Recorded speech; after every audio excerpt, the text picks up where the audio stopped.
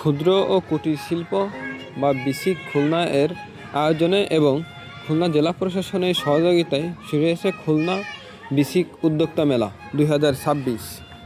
মেলাটি শুরু হয়েছিল 4 জানুয়ারি এবং চলবে আগামী 13 জানুয়ারি পর্যন্ত, অর্থাৎ 10 দিন ব্যাপী আয়োজিত হয়েছিল এই বিসিক উদ্যোক্তা মেলা।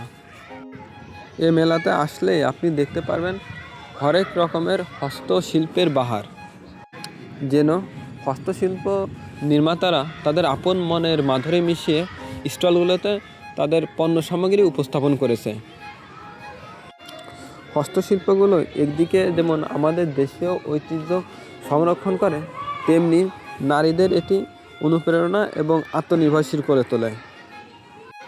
মেলাতে ঢুকলেই আপনার চোখে পড়বে বিভিন্ন কারুকার্য নির্মিত সামগ্রী, যেমন পাটের ব্যাগ, কাঠ এবং বাইরে তৈরি নিত্য ব্যবহার্য সামগ্রী, নিজস্ব হাতে তৈরি আধুনিক ডিজাইনের বিভিন্ন ধরনের পোশাক সামগ্রীও আপনি এখানে পেয়ে যাবেন।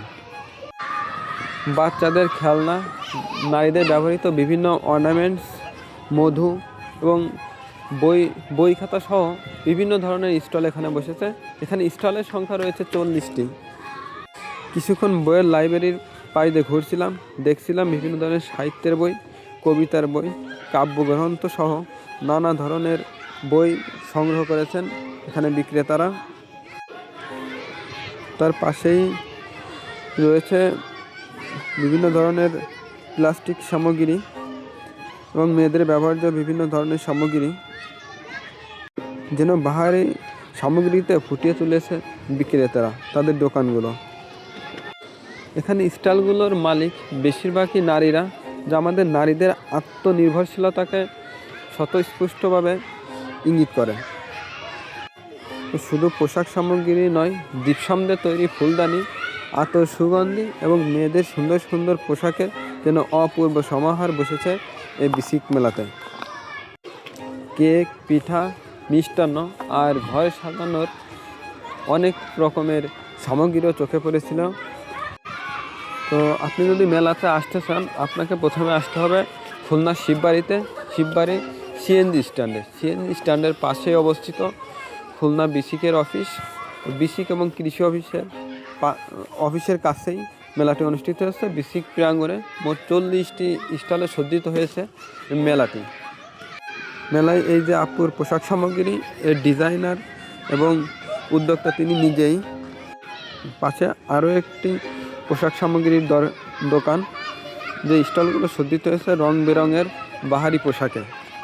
তার পাশে রয়েছে পাট শিল্পদের তৈরি হস্তশিল্প নির্মাণ সামগ্রী, পাটের ব্যাগ। এর পাশে রয়েছে আরও একটি পোশাকের দোকান, যেখানে মেয়েদের বাহারি রঙের পোশাক। তার পাশে আমরা একটু লক্ষ্য করলে দেখব মেয়েদের বিভিন্ন ধরনের গহনা সামগ্রী স্টলটিতে সাজানো হয়েছে এবং উদ্যোক্তা হিসেবে আছেন আমাদের এক আপু। আমার কাছে মনে হয়েছে মৃৎশিল্প, কারুশিল্প এবং হস্তশিল্প, বিশেষ করে বাঁশ এবং কাঠের তৈরি পণ্য সামগ্রীকে মেলাকে যেন এক অনন্যতা দান করেছে। প্রতিটি পণ্য দেখলে বারবারই আমাদের ঐতিহ্য এবং সংস্কৃতিকে মনে করিয়ে দেয়। প্রত্যেক উদ্যোক্তাই সুনিপুণভাবে তাদের প্রোডাক্টগুলো আপন মনের মাধুরী মিশিয়ে যেন উপস্থাপন করেছে, আর স্টলগুলো যেন পেয়েছে এক অনন্য মহিমা। মেলাটির উদ্ভাবন যেন সত্যি এক আত্মনির্ভরশীল বাংলাদেশ তৈরির অনুপ্রেরণাময় যাত্রা। তো খুব দ্রুতই মেলাটি শেষ হয়ে যাবে, আর বেশি দিন নাই। আজকে ইতিমধ্যে 11 তারিখ, আর 3 দিন মেলাটি আছে। তো আপনারা যারা বন্ধুবান্ধব, কাছের মানুষ বা পরিবার পরিজন নিয়ে এখানে আসতে চান, দ্রুতই এসে মেলাটি ভ্রমণ করে যেতে পারেন, সংগ্রহ করে রাখতে পারেন নিজের পছন্দের দ্রব্য সামগ্রী, সাথে সাথে উপহার দিতে পারেন প্রিয় মানুষগুলোকে, কাছের মানুষগুলোকে। যদিও আমি নিজে সেখানে পরিকল্পনা করে যাইনি, হঠাৎ করে একটা ঝটিকা ট্যুরের মতোই হয়ে গিয়েছিল। নিজ প্রয়োজনে গিয়েছিলাম শিববাড়ি মোড়ে। তো যাই, মেলার যে সাউন্ড সিস্টেমের শব্দ কানে আসতেই মনে হচ্ছিল ওখানে সুন্দর কোনো একটা মেলার আয়োজন করা হয়েছে। ভিতরে ঢুকতেই দেখি যেন এক অনন্য অসাধারণ একটা পরিবেশ। প্রথমেই লক্ষ্য করলাম এর পূর্বে গোপালগঞ্জে একটা উদ্যোক্তা মেলার আয়োজন করা হয়েছিল, সেটা ছিল আমার উদ্যোক্তা মেলার প্রথম অংশগ্রহণ। এই যে আমার দ্বিতীয় খুলনাতে এসে অংশগ্রহণ করলাম।